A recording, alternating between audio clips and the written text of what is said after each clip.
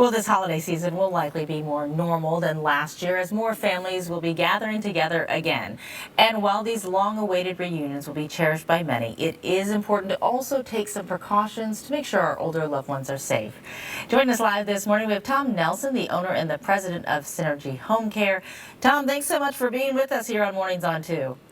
Thank you for having me. It's a pleasure. So let's talk about this. COVID cases are on the rise again. We hate to even say that because it's just so frustrating as we go towards the holidays. But certainly we have to think about families and grandparents and older loved ones as we get together for Thanksgiving. I mean, there are a lot of, important conversations to have.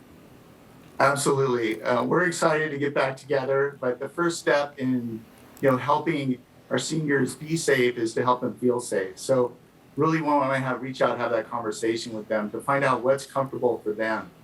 They might have a lot of anxiety. They might be immunocompromised, frail, sick, chronic illness, and maybe just talking through how we're going to set up the family gathering, and maybe just mask wearing or maybe a smaller gathering might help them be a little bit feel more safe. Yeah, I think that's such an important advice because everyone has a different place, and especially at the holidays, I think it's important to meet people where they are. We talk about older, Americans, older family members as well, that they may have an issue that you might not know about too, and that being aware of that, and if you get sick, right, you're sniffling now and you take a COVID test, it's negative, but you're also still sniffling, you got the flu, you got maybe something else. That's something we're all thinking about with coworkers, with friends, everything. Absolutely. You need to check in on your own health. These gatherings are bringing people together in a closed environment. If you are sick or not feeling under the weather, it's probably good to rethink if it's a good idea for you to actually come in contact with people who may be susceptible to pick up your cold. Yeah, and that is hard. But unless we're traveling really far, maybe we do it Thanksgiving or Christmas a week later. Yeah. And it's not as ideal, yes, but certainly being healthy is ideal. I think this has also made us think about just in general safety. Right, and in general, how we take care of each other. I know even with strangers, right, we think about their own personal space a lot more, right? We're like, do you want me to stand over here, or are you good with me here? I feel like, in some cases, a lot of people are just checking in. And I think as we look around our houses and ways to make the areas safe, whether it's mobility issues or anything else, that's certainly something that we can also revisit.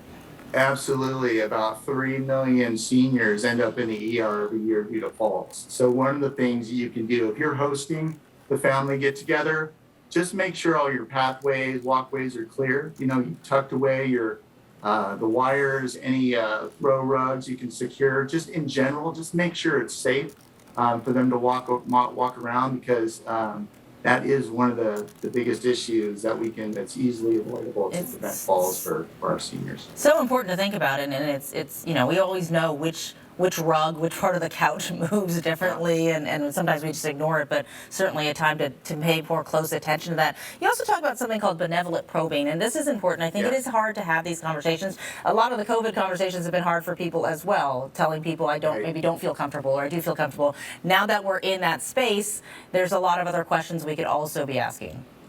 Certainly. So one of the things that happens in the home care industry is after family members get together, reunited with their senior parents, as they discover that they're in crisis. They have declined in a way that's dangerous for them. So benevolent probing is just checking in with them to really understand, have they changed in their mental or physical or social? Are they isolated? Are they depressed?